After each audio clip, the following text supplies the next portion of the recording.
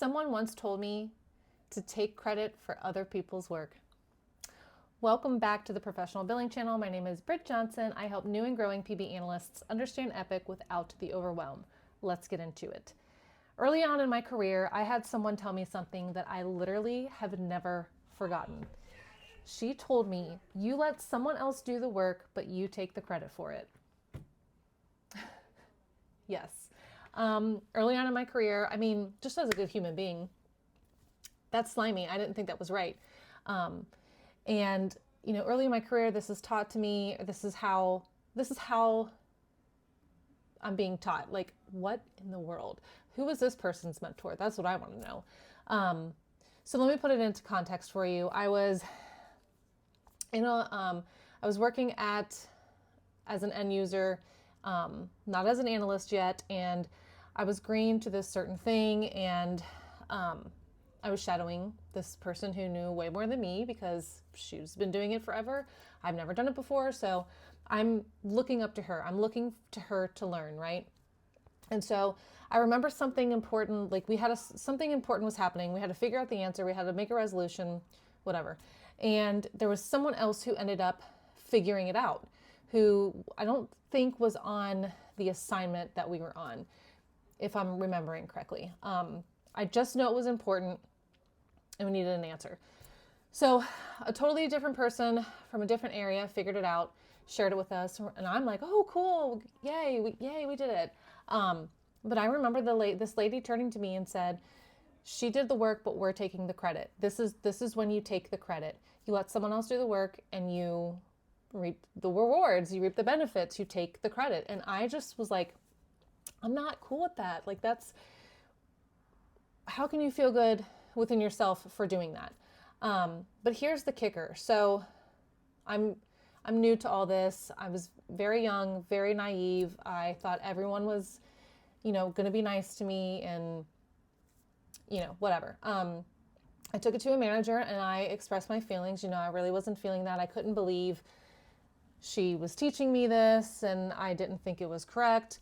Well, I guess the manager and her were like tight. And so they had their own little meeting. And then before I knew it, I was pulled off of this assignment. And the energy was just so like, smug is the word I want to use. It was like, haha, you're off it now. Like, it was very, very weird and childish. And my first experience of how the world really works, because I come from a very sheltered background. That's a whole different video. I really was green to the world and interacting with people in general. And that was what a crazy first taste of real life. Being told, you let someone else do the work and you take the credit, or just validating that that's okay. Crazy. So this assignment, I was so proud that I got to be a part of it. And I was like, this is so great. I'm so new to this, but here they are giving me this opportunity. So I was very upset when I was taken off that. And I didn't understand why they were acting like that. And, I didn't get the pettiness, and I was baffled at that comment. Let someone else do the work and you take the credit. Like, I just could not believe that was advice given to me. So there's like another part to this. Throughout my analyst career, I met so many other analysts who would hold a whole bunch of information to themselves. Like, they knew how to do one thing and one thing really good, and they wanted to keep it that way. They wanted it to be that they were the only ones to do it because they liked the mentions, they liked the praise, and sucking up to clients or whatever, because they're the only ones who could fix this one problem. Like, that's awesome. And so they would gatekeep. They wouldn't share that information with people. That is not, in my opinion, that is not the way to be. You want to share the knowledge. I don't understand the gatekeeping. I don't know why people hold things in like it's some sort of job security, because it's not. If you're on a team, you got to be a team player. And in order for the team to grow and to really be respected by clients and outside teams, you all have to share the knowledge, share the wealth. So I do not believe in gatekeeping. If a ticket comes in to our queue and this one issue just keeps happening and happening and happening, and it's becoming like a big pain point for the organization. And you have an aha moment, a light bulb goes off, and you're like, oh my gosh, I know how to fix this. And then you test that theory and it works and everything's resolved. You go to your team. Like I would go to my team and be like, guys, I figured out the problem with whatever's happening at what client C, and I know how to fix it. It's this setting. Then you have to do, here's like the workflow. Here's how you tested it. Here's how I checked everything against my testing and it cleared. Here's a step-by-step. Here's a tip sheet. Here are some visuals. Share the information. Hoarding the information is not, it's not going to help your team grow.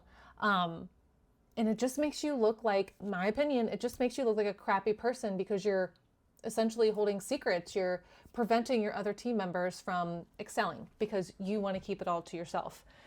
So don't hide what you know. Share it with your group. Make those tip sheets, make those step-by-step guides, visuals. You know, and I saw that in network marketing too, which is totally not what this channel is about, but it's so funny, like encountering people like that who truly gatekeep. I mean, I ventured into network marketing many moons ago. I was not very good at it. It was pretty much a confidence issue, but I noticed that with a lot of leaders, they would gatekeep. I mean, it was literally like, they had all this information on how to sell better, on like the kind of scripts they were using and their wording, earning trips and earning certain perks or whatever. They had all this knowledge on to do it, and they would only share it with like their clique, you know, but they would like, we want the downline to sell to make us money, but we don't want them to like exceed. Like they're going to have to work for it. We're not going to share our knowledge. We're going to keep that for ourselves. They'll figure it out when they figure it out. Like, I'm not cool with that. Like, help me out here. I joined your team. You're supposed to be my mentor. Why would you want to keep me down? So same thing with that lady who told me, let other people do the work, but you take the credit. That's not cool. I don't believe in that.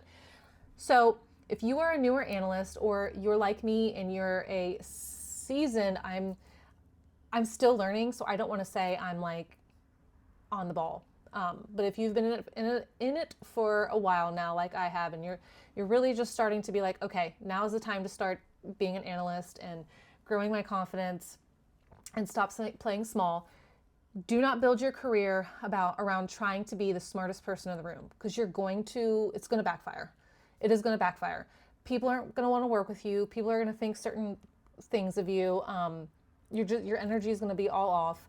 You want to build your career around being the kind of person that people can trust in meetings or in the same room, or if you're remote through your work. You want to be the person someone trusts. You want to share that knowledge. Don't gatekeep anything.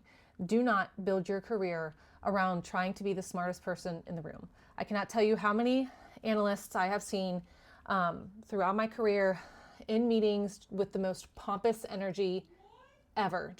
You could just like, now when I was in office, I could see it.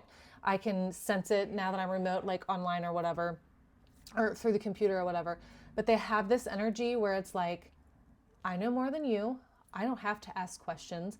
I know what I'm doing. My build is perfect all of the time. You are below me. I'm not even kidding you. I've met so many analysts who come in like that, and they're not friendly. You don't want to work with them. They hold in certain information because they want all the glory themselves, and you just don't want to be like that. You're not going to get far. You want to be someone people can trust and who they can go to. Be a resource.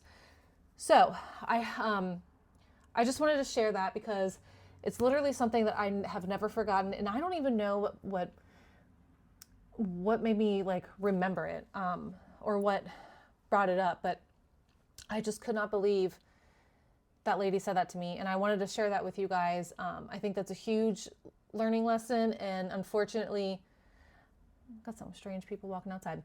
Unfortunately, I have seen it happen more times than just that one incident.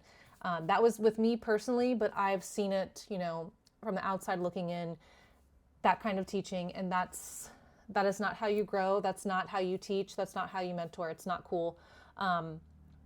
Curious if anybody has ever run into that kind of situation. Drop it in the comments. I'd love to see your thoughts or your feelings on that. But I just wanted to share that with you guys. Make sure you are not building your career around trying to be the smartest person in the room.